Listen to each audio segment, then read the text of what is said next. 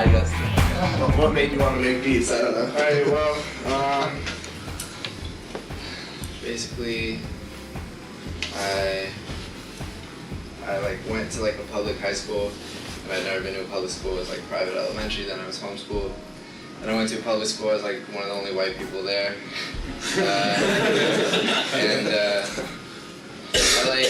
I don't know, like I was always, like I still am into like computer stuff and software, and I just came across Fruity Loops, and I'd always like kind of done music here and there, and then I downloaded Fruity Loops and started messing with it, and I brought a CD with like horrible beats to school, and one of my friends gave it to like rappers, which I started working with, and then so I started working with these like senior rappers, and then like after a few years I was like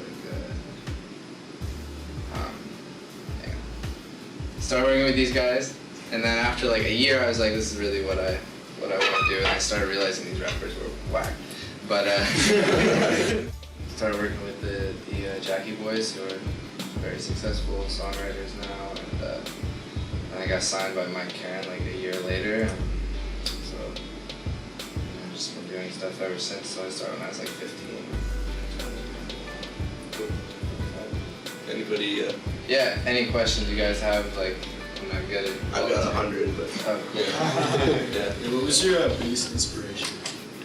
Like musically? Yeah. I mean, when I started, I like Scott Storch was like my idol. Like, he kind of fell off. Like, I don't think he's coming back. But like, I think when you start, it's good to like kind of emulate the people that you really like and like try to learn how to play their stuff. And I kind of learned how to play keyboard from him and like his pitch bend techniques, and it was really just in Scott Storch, and Timbaland is like the greatest. You know, there's so many people. Yeah, but I mean, it like changes. Like, I'm really into like Coldplay and fusing rock with different stuff. Just new. Yeah. Well, where did you grow up? In Pasadena. Like Altadena? Yeah. I've seen you before. Yeah, you were. You're Parker Simon's friend. Yeah. Yeah. Parker's like my best friend. Yeah. We did the. I did the score Yeah, you thing. did the scoring to the video I did with him. Yeah. That's right. Look, I don't remember. Yeah. Yeah. Just see, man. Cool.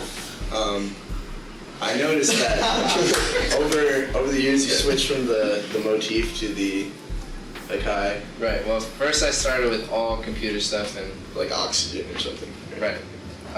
Started with all computer stuff like Fruity Loops and Reason and stuff like that, but I was really into hip-hop production. When you first start, before you really know stuff and you know like about the digital age and everybody's getting rid of their hardware, like you really want like an MPC and a Phantom and a motif. So I really wanted those workstations, and you know, so I got a motif and I just worked on that for a while, but then I started like, I thought I was just gonna do that forever, but you know, it has a limited amount of sounds. It's not a synth, it just plays the same samples back over and over.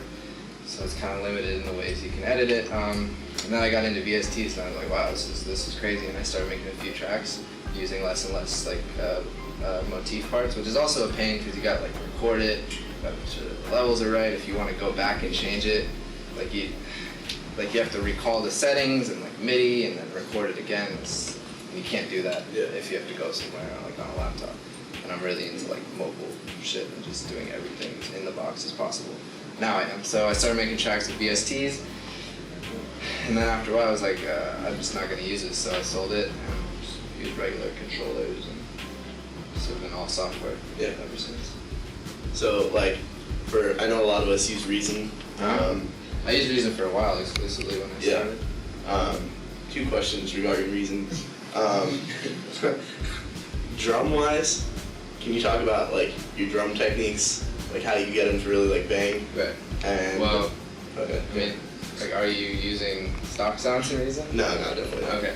Well, like the key, which I found, I mean, like layering is always good, but like the most important thing that I think people overlook, because I'm always reading on forums, pretty like if you want this kick to sound fat, you gotta compress it, you gotta EQ it, you gotta gate it, you gotta put distortion on it. But if you have great source samples, like you really have to hunt. Like I recently the beginning of the year I went through all my drums, and I've collected so many from people online, made my own. I went through all of them, and I had like probably hundreds of thousands, literally like gigs and gigs. And I went through and deleted all the whack stuff, made favorites folders, and that's so important. Like having a great bass sound, and like when you do your like layers and stuff, if there's a track you really like, and you're like, wow, like I love this snare, I love this kick, or I love this percussion thing.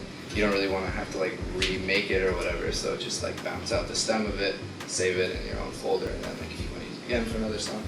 But yeah, but I mean compression and all that stuff's good. Yeah. But I tend to leave my drums as unprocessed as I can and just layer them. Layer. Okay. Layer and make the patterns, like make different things off. Don't make everything to the grid, like turn it off the grid. Make stuff late, play stuff in, like don't draw everything. There's a lot of stuff. I could talk about drums for a while. Yeah, definitely. Yeah.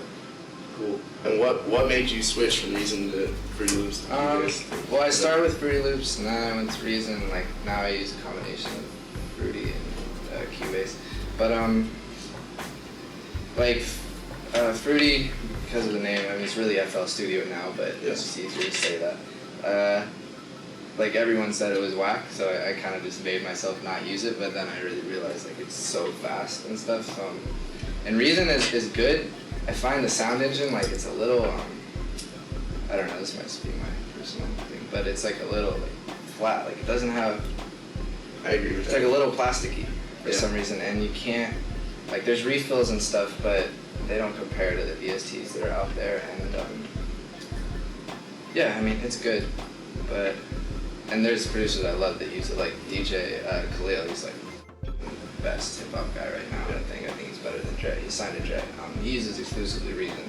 I mean, he gets his samples and stuff, but yeah, he makes it sound really good. But yeah, I don't know, you just find what's comfortable for you. Fruity's really fast, like the browser, and it's great, like you can go through drums super fast and edit, and it's getting way better.